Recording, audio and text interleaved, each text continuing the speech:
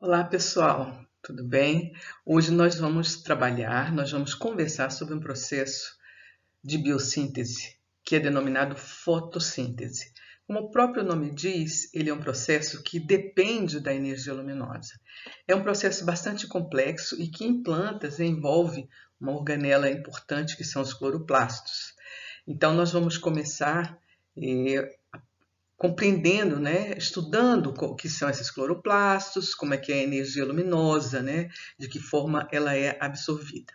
Esse processo, a fotossíntese, surgiu há mais ou menos uns 2,5 bilhões de anos atrás. E com isso, né, o estabelecimento da fotossíntese fez com que houvesse um aumento dos níveis de oxigênio na nossa biosfera. E isso, é claro, mudou o cenário metabólico para os organismos. Ok? Então vamos lá, vamos em frente. Vamos começar então entendendo a importância da energia luminosa. A energia solar, na verdade, é a fonte primária de toda a energia biológica. Vamos ver como é que é a interação entre células fotossintéticas e células heterotróficas. A energia luminosa, a energia solar, é absorvida, então, pelas células fotossintéticas, que utilizam essa energia para gerar ATP e potencial redutor. Essa energia, esse potencial redutor e o ATP, são utilizados para converter CO2 em moléculas mais reduzidas, como carboidratos, e também para realizar a fotólise da água, liberando então oxigênio. Então, o aumento dos níveis de oxigênio na biosfera resultou justamente do processo fotossintético. As células heterotróficas oxidam os carboidratos, liberando para a obtenção de energia, né, para o trabalho celular, e liberam para o meio, então, CO2 e água. Então, podemos observar o seguinte, que nós temos uma força, né, uma força que impulsiona essa ciclagem de moléculas, essa ciclagem contínua de oxigênio e CO2 na biosfera. Então, podemos dizer que a energia luminosa é a fonte primária de toda a energia biológica. A fotossíntese pode ser dividida, ou é dividida geralmente, em duas fases. A primeira fase, que provavelmente vocês conhecem como fase clara, e a segunda fase, que provavelmente vocês conhecem como fase escura. Vamos ver o que acontece nessas duas fases. A primeira fase é a fase que depende de forma direta da absorção de energia luminosa.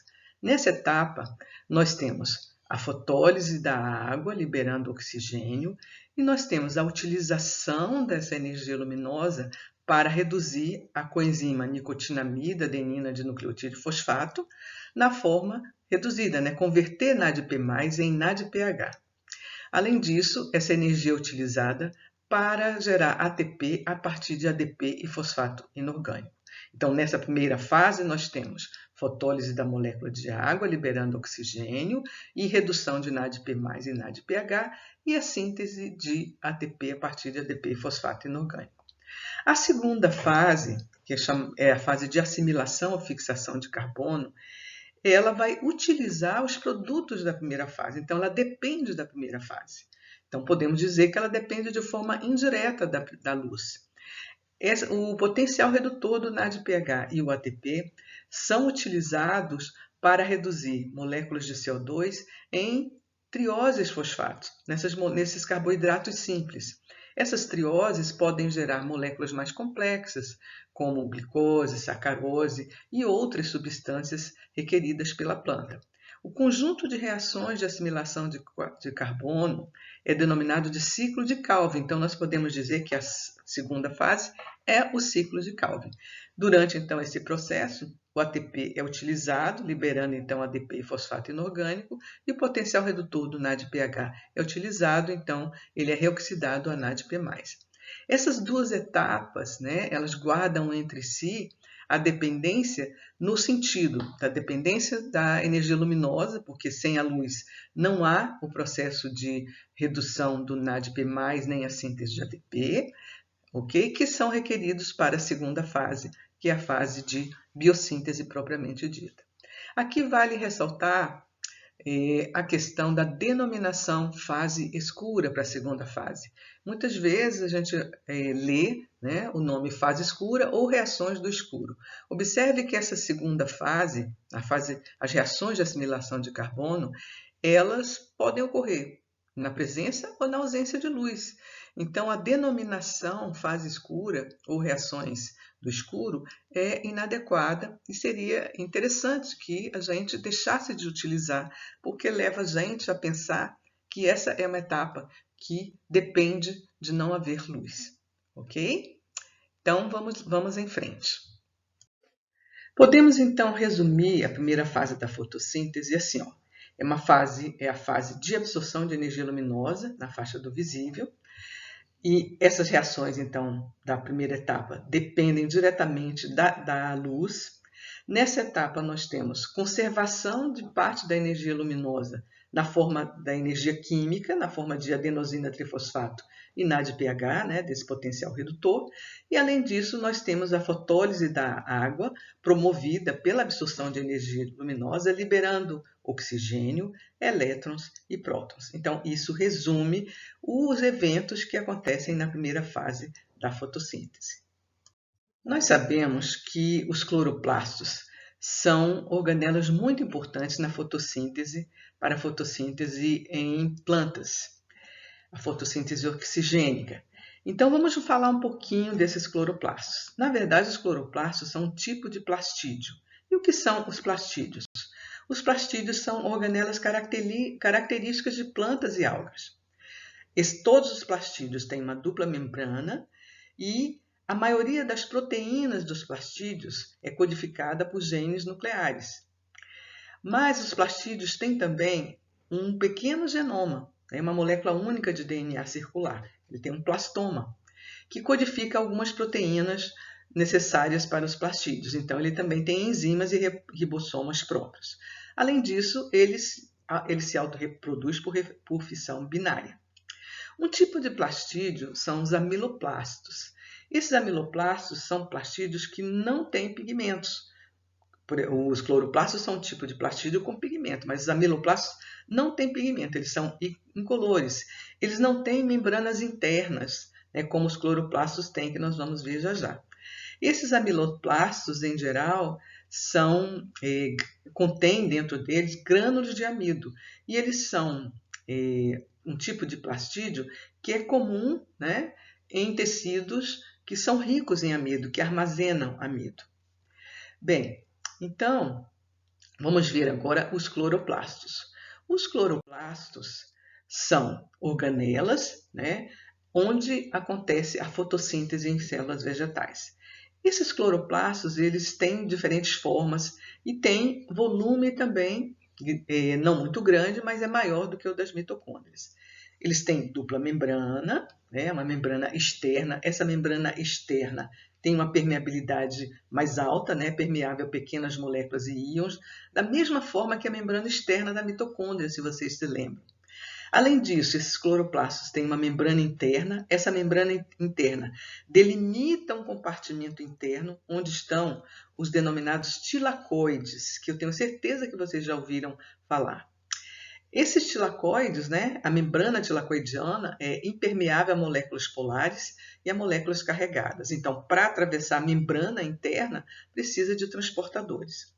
Os tilacoides que estão dentro, né, estão limitados por essa membrana externa, que estão neste meio, eles são vesículas achatadas, que são constituídas por membranas tilacoidianas, impermeáveis também, né? E nessas membranas nós temos inseridos os pigmentos fotossintetizantes e as enzimas envolvidas na primeira fase da fotossíntese. O interior dessas vesículas achatadas a gente chama de luz ou lúmen do tilacoide. Nesse interior, então, né, depois nós vamos ver a importância, né, dessa compartimentalização. Esses tilacoides, então, que estão dentro, né, estão limitados, estão no compartimento limitado pela membrana interna, eles estão embebidos em um fluido que é chamado de estroma. Então, o estroma do cloroplasto é o fluido que envolve esses tilacoides. E ele preenche, então, esse compartimento.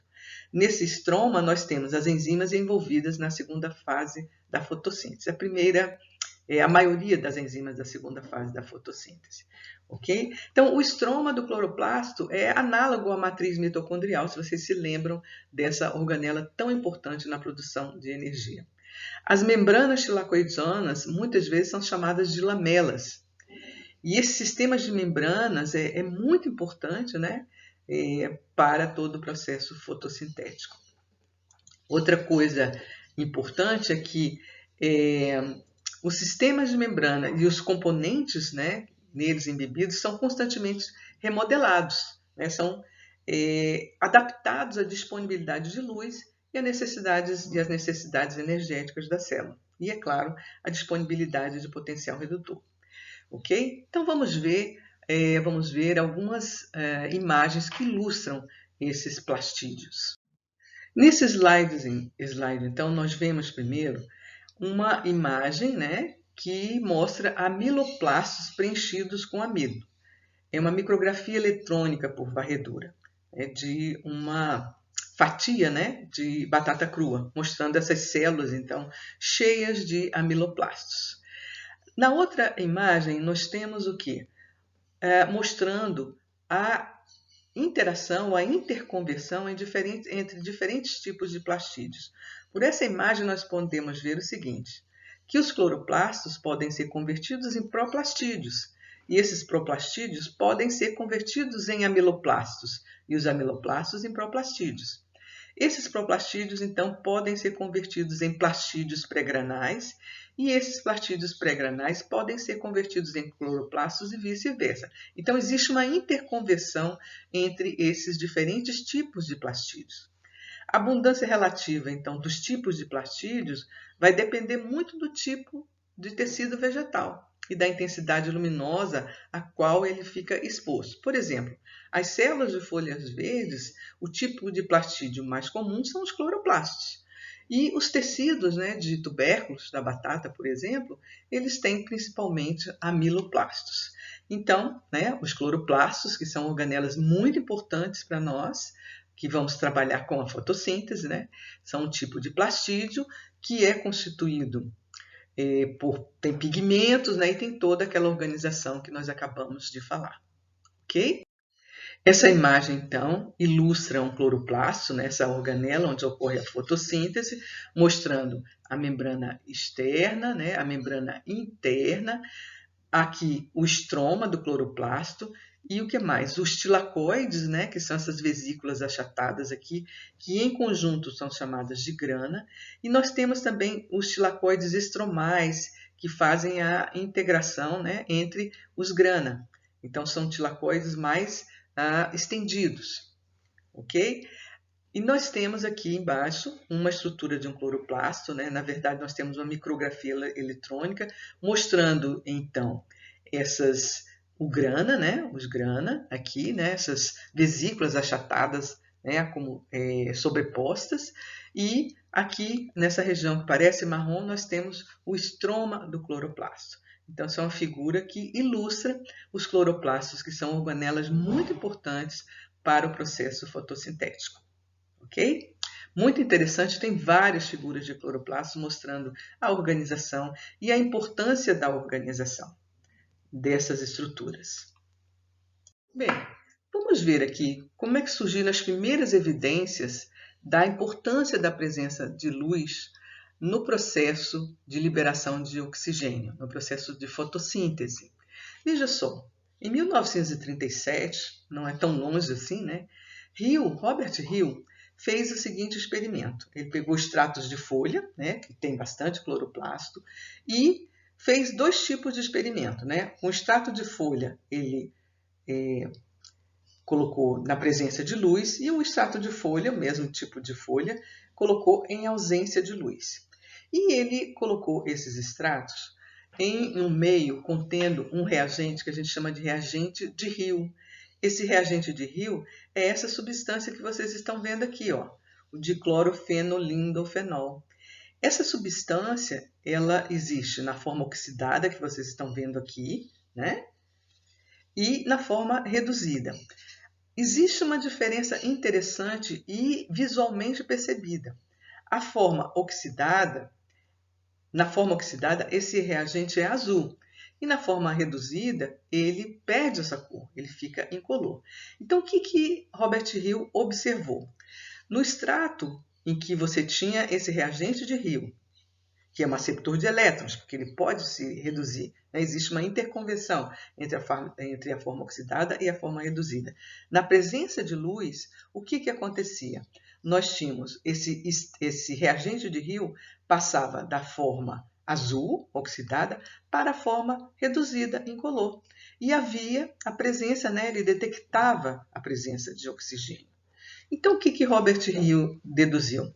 Ele deduziu que a luz era fundamental para que o processo ocorresse. E na presença de luz existia um aceptor de elétrons biológico que era responsável por receber os elétrons que eram provenientes de onde? Da água. Então, ele viu a presença de luz, né?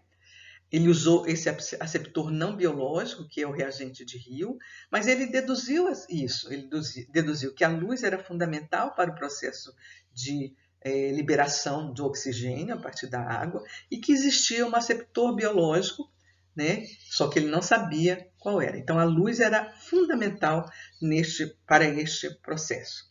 Além disso, né, Robert Hill percebeu o seguinte, que aqui, ó, nessa etapa, não havia, né, a presença de CO2. O CO2 não era requerido em nenhum momento. O oxigênio que era liberado era proveniente da água. Ok?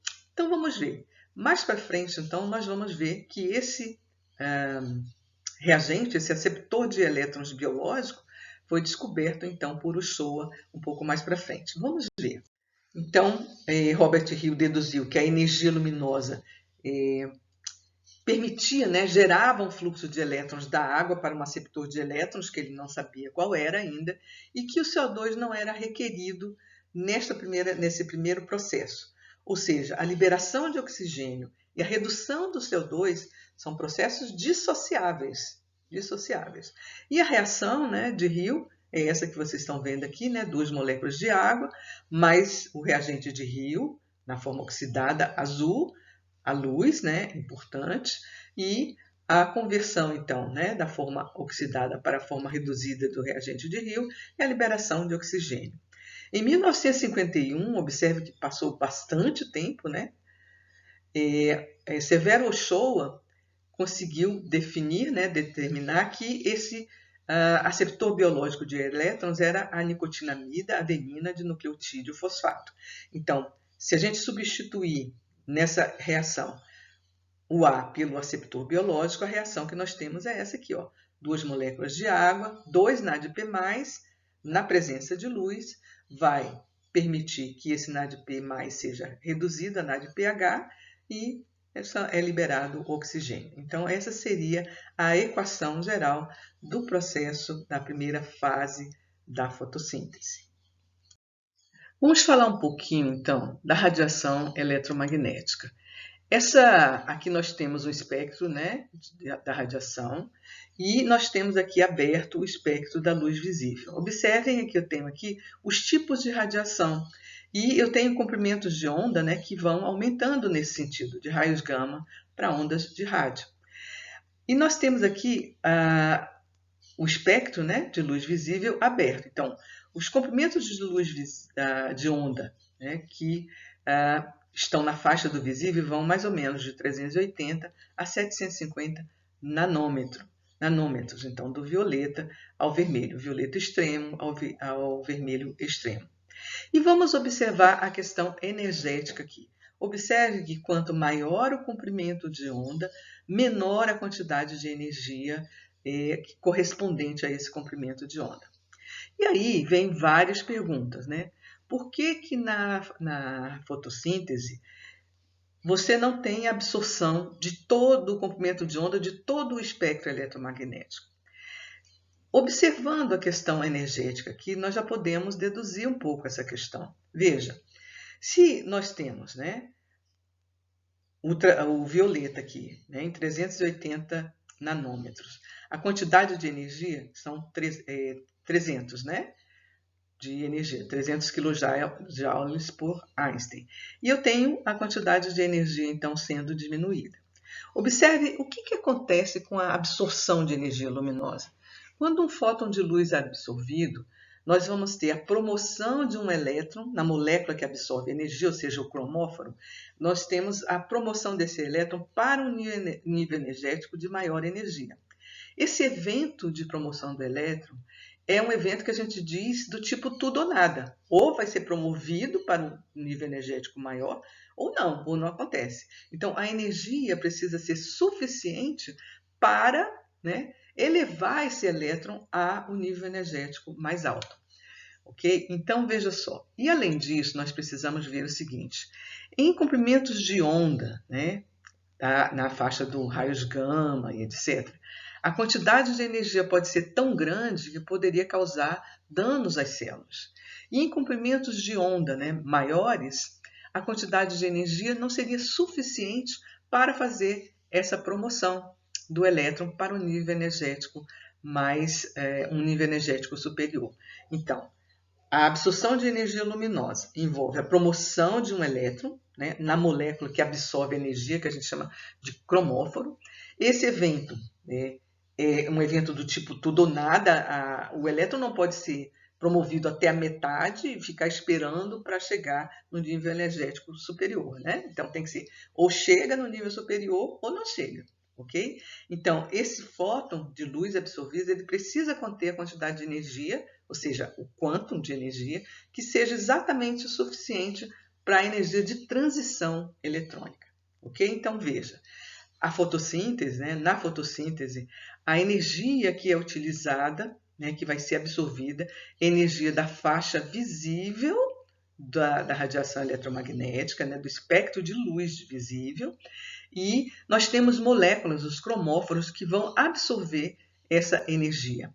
O evento de absorção é exatamente o mesmo. Você tem a absorção da energia luminosa, nós vamos ter a promoção desse elétron e nós vamos ver como é que isso acontece. Ok? Então, a faixa do visível é uma faixa entre 380 e 750 nanômetros e a quantidade de energia absorvida é entre 300 e 170 kJ Einstein. Ok? Vamos falar então sobre os nossos cromóforos, os cromóforos da fotossíntese. São os pigmentos. Esses pigmentos são responsáveis pela absorção de energia luminosa. Então, quais são os principais pigmentos? São as clorofilas A e B. Aqui nessa figura, nós temos esses cromóforos sendo mostrados. Então, nós temos aqui a clorofila A, e vamos observar como é que é essa estrutura. Observe o seguinte. Essa estrutura da clorofila A, nós temos um sistema de anéis, uma estrutura policíclica, nós temos vários anéis aqui, 1, 2, 3, 4, e esse quinto anel são anéis planares, eles lembram inclusive a protoporfirina da hemoglobina, e nós temos aqui 4 átomos de nitrogênio, que estão orientados para o interior da clorofila e que estão coordenados ao magnésio. Isso é interessante na estrutura. Nós temos ainda uma longa cadeia lateral, uma cadeia lateral fitol, que é importante, que está esterificada aqui numa carboxila substituinte, aqui num anel, nesse anel número 4. E nós temos, nesses sistemas de anéis, nós temos anéis heterocíclicos, nós temos um sistema conjugado de ligações alternadas, ligações simples e duplas alternadas. Esse sistema conjugado de ligações dupla, simples, dupla, simples, dupla, simples, esse sistema alternado é fundamental para a absorção de energia luminosa, a absorção dos fótons de luz. Aqui nessa figura são mostradas as diferenças entre as clorofilas. Então, a clorofila A é como está mostrado aqui. Na clorofila B, nós temos a substituição desse grupo CH3 pelo grupo CHO. Na bacterioclorofila, nós temos algumas diferenças. Aqui nós temos a substituição desse grupo pelo grupo que está sendo mostrado, e além disso, na bacterioclorofila, ou seja, clorofila bacteriana, essa ligação aqui é uma ligação saturada. Então, nós temos diferenças nas clorofilas bacteriana e a clorofila de células vegetais, mas nós temos coisas que são iguais na estrutura. Por exemplo, os sistemas de anéis, né, policíclicos, essa estrutura policíclica planar, e nós temos essa cadeia lateral, tanto na clorofila de células vegetais, como na clorofila de bactérias fotossintetizantes. Ok? As clorofilas A e B são da cor verde, né? E as duas são muito importantes. Todas as plantas têm tanto a clorofila A quanto a clorofila B. Ok? Vamos ver mais alguns tipos de pigmentos. As clorofilas A e B são chamadas de pigmentos primários no processo de absorção de energia luminosa. Aqui nós temos um exemplo de fotopigmento secundário, né, que são as ficoeritrobilinas. Aqui nós temos a ficocianobilina, né, que tem esse grupo aqui, e e tem também uma insaturação aqui nessa região. Mas observe que esses pigmentos secundários têm também a estrutura, né, apresentando ligações simples e duplas de forma alternada. Okay? Esses pigmentos, a ficoeritrobilina e a ficocianobilina, são pigmentos antena importante em cianobactérias e em algas vermelhas. Muito interessante esse pigmento. Um outro pigmento secundário são os carotenos. Aqui nós temos o beta-caroteno. Observe que esse beta-caroteno, né, ele tem também, né, alternância entre duplas e simples ligações, é muito importante, né? E nessas regiões que estão sombreadas, estão mostrando justamente isso. Esses beta-carotenos são muito interessantes e eles têm papéis também no processo de absorção de energia, né? Eles são secundários, mas eles são importantes porque eles estendem a faixa de absorção de energia, né? São pigmentos acessórios. Esses pigmentos secundários são os carotenoides, né? E a luteína, né? Xantofila, etc. São pigmentos acessórios em plantas. Aqui nós temos, então, a luteína, né? Que é um tipo de xantofila. Ok? Observem, né, que nós temos aqui a estrutura, né, apresentando alternância entre duplas e simples ligações. Essa alternância entre duplas e simples ligações é que vai permitir a absorção de energia luminosa. Então, podemos ver que todos os pigmentos, seja primário ou secundário, esses fotopigmentos apresentam na sua estrutura essas ligações, né, simples e duplas conjugadas. Ok? Bem, essa imagem mostra um espectro de absorção dos fotopigmentos, né, absorção da luz visível. Então, aqui em preto, né, nós temos representando a curva, né, da luz que chega, né, da luz que é disponível, né, a energia disponível na luz solar. E aqui nós temos, né, a absorção dos diferentes, né, como absorvem os diferentes pigmentos. Então, vamos procurar aqui, né, a clorofila A, a clorofila B e outros pigmentos importantes. Então, aqui na ordenada nós temos a absorção, né, e aqui nós temos o comprimento de onda correspondente a essa absorção. Em verde aqui, né, nós temos a clorofila B e cadê a clorofila A? A clorofila A está em violeta. Então, observe aqui o seguinte, as duas clorofilas, tanto a A como a B, são verdes. Né? Os pigmentos das plantas, em geral, absorvem, né, principalmente a luz das regiões do azul e do vermelho, né, e refletem o verde. Por isso que a gente enxerga verde. Okay? Ela absorve a luz azul e a vermelha na região do vermelho e do azul e reflete o verde. É por isso que a gente vê o verde.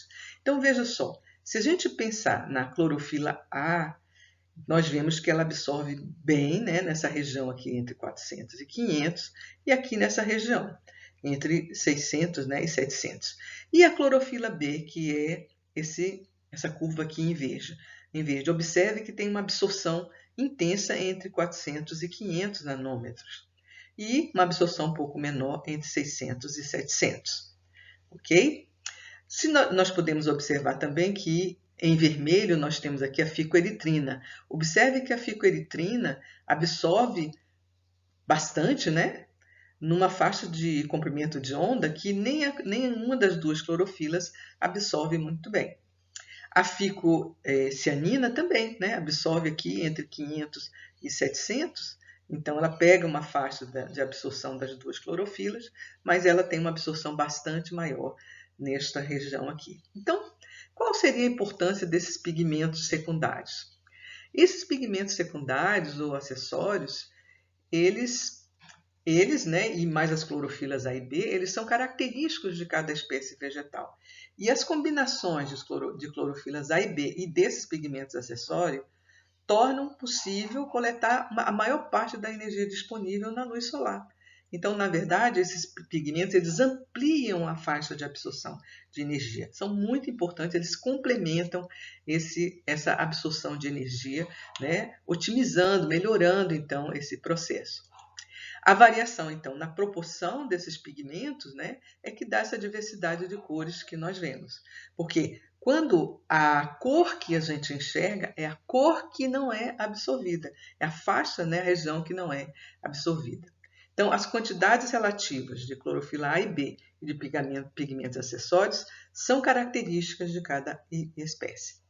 E agora, as clorofilas, né, são os pigmentos mais importantes nas membranas tilacoidianas, eles são os pigmentos mais importantes para a absorção de energia na faixa de luz visível, né, para as plantas. Ok? Então, esse espectro mostra para a gente, né, a disponibilidade de energia que chega, né, da Terra e como é que nós temos, então, uma distribuição de cromóforos, né, que são esses pigmentos que absorvem, então, essa energia. Muito interessante, né, esses pigmentos. Nós temos, né, eu gostaria de falar um pouquinho sobre espectro de ação, né, e pigmentos acessórios. Então, o espectro de ação é a determinação experimental da eficiência da luz nas diferentes cores, ou seja, nos diferentes comprimentos de onda, em promover a fotossíntese. Okay? Então, você tem o espectro de ação. E os pigmentos acessórios, né, é bom a gente reforçar isso, eles ampliam a faixa de absorção de energia luminosa. Nós temos os carotenoides, né, que são amarelo, vermelho e púrpura, e dentro desses carotenoides nós temos o beta-caroteno, a xantofila, né, e temos também como pigmento acessório as ficobilinas, são elas a ficoeritrina e a ficocianina. Ok? Então, os pigmentos absorvem luz nas regiões do espectro do vermelho ao violeta, deixando que a luz verde, né, primária, seja refletida ou transmitida. É importante a gente lembrar essas cores, essas definições, né, e esses conceitos, né, que são importantes. Então, às vezes a gente acha que o pigmento acessório não é importante, mas ele é importante para, então, ampliar essa faixa de absorção de energia. Vamos falar um pouquinho sobre experimentos que foram importantes para determinar o espectro de ação para a fotossíntese, ou seja, a efetividade da luz de diferentes cores para promover a fotossíntese. Aqui eu gosto de mostrar esse experimento que é bastante simples, né, assim, da gente observar, que foi um experimento realizado por Engelmann, em 1882. O que ele fez? Ele queria saber qual era a efetividade da luz nas diferentes cores em promover a fotossíntese. E ele sabia que a fotossíntese, então, um dos produtos era o oxigênio. O que ele fez? Ele selecionou, né, células de algas filamentosas, colocou numa lâmina de microscópio, iluminou com uma luz, né, prismática, uma luz que separa cada parte dessa folha, dessa folha, né? Foi iluminada com cor diferente, né? Cada parte desse filamento, então, recebia uma cor diferente, ou principalmente um tipo da cor da luz. E, além disso, ele colocou sobre essa lâmina bactérias aeróbias, bactérias que migram para a região onde tem mais oxigênio, elas são aeróbias. E aí, então, ele foi verificar como era a distribuição das bactérias nessa lâmina. O que ele observou? Que as bactérias migravam para essas regiões aqui, ó, região do violeta, né, e do vermelho. Então, o que ele supôs? Que essas regiões, né, de comprimento de onda da luz visível eram as regiões onde havia maior efetividade na promoção da fotossíntese. Ok? Veja só, esse é um experimento mais antigo, né? Que é feito de uma forma um pouco mais primária. Mas observe que aqui embaixo nós temos um outro experimento que foi realizado com a utilização de um eletrodo de oxigênio, que media a produção de oxigênio. Então, como é que é feito esse experimento? Você mede a taxa efetiva, a taxa relativa de fotossíntese, né? Iluminando, né? Fazendo a iluminação, considerando, ou seja, mantendo o número de fótons, né? De diferentes comprimentos de onda. Você mantém o número de fótons e vai, então, fazendo essa leitura da produção de oxigênio. Observe que é bastante similar. Na região onde você tem a aglomeração das bactérias aeróbias, é onde você tem, né, uma maior taxa relativa de fotossíntese, porque tem maior produção de O2. Ok?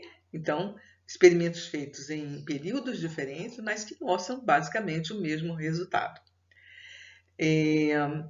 Essa distribuição é interessante, né? A captação de luz na região do espectro que não é utilizada por um organismo pode ser aproveitada por outro tipo de organismo.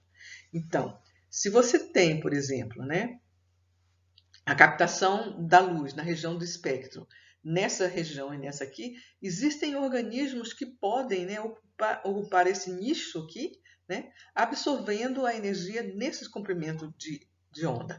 É bem interessante, né, fazendo então distribuições em nichos diferentes, né, em função do comprimento de onda que é absorvido para promover a absorção de energia, né, e a obtenção de energia para o trabalho biológico.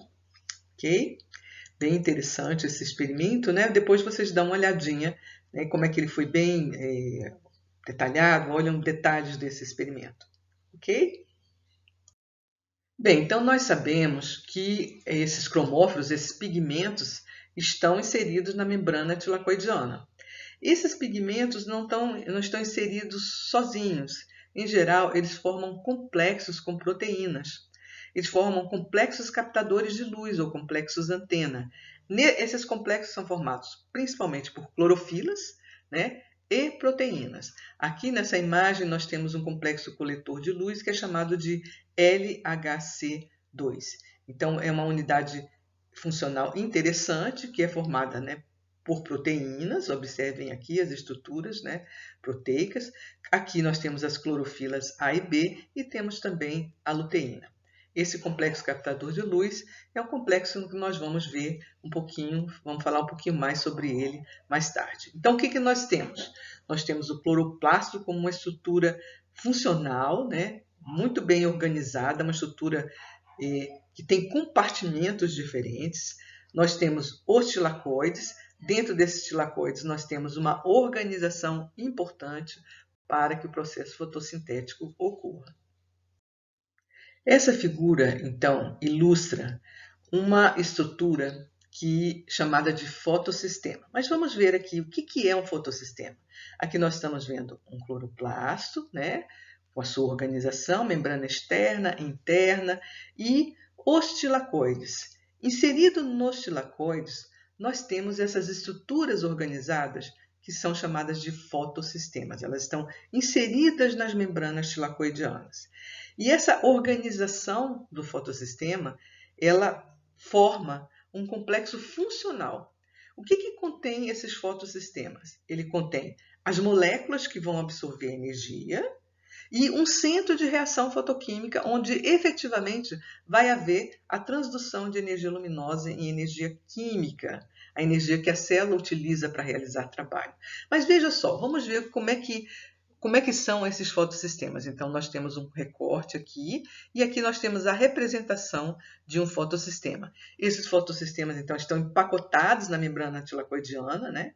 E eles têm muitas, centenas de clorofilas, pigmentos acessórios, né, do tipo antena, que estão circundando, então, esse centro de reação fotoquímica ou centro de fotorreação.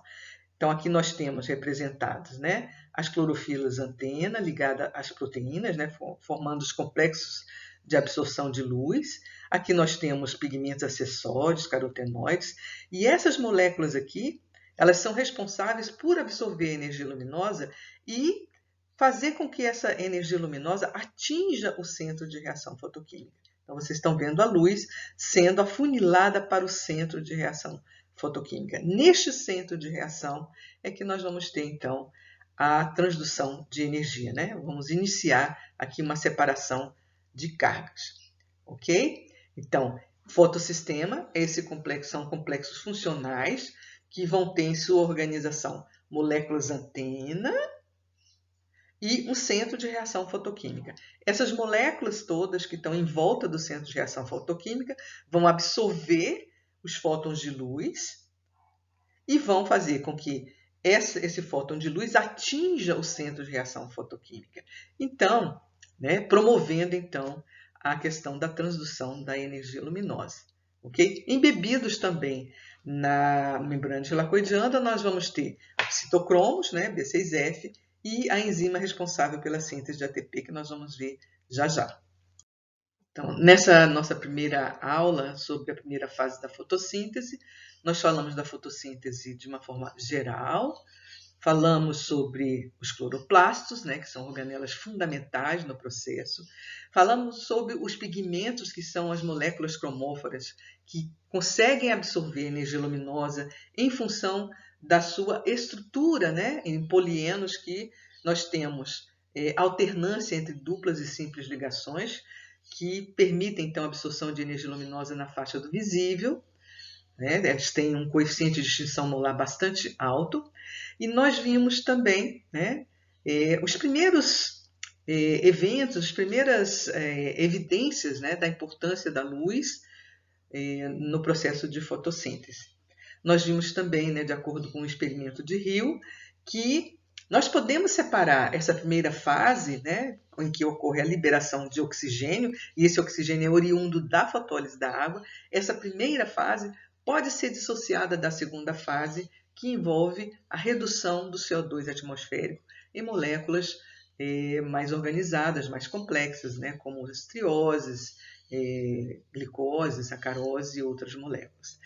Então, na nossa próxima aula, sobre essa primeira fase, nós vamos ver o que acontece com a molécula quando absorvem esse fóton de luz dentro de um fotossistema, né? Como é que essa energia absorvida do fóton de luz, ela alcança o centro de reação fotoquímica, e como é que ocorre a transdução de energia luminosa na energia química requerida para o trabalho celular. Então, por hoje, né, essa aula é só. Obrigada e até a próxima.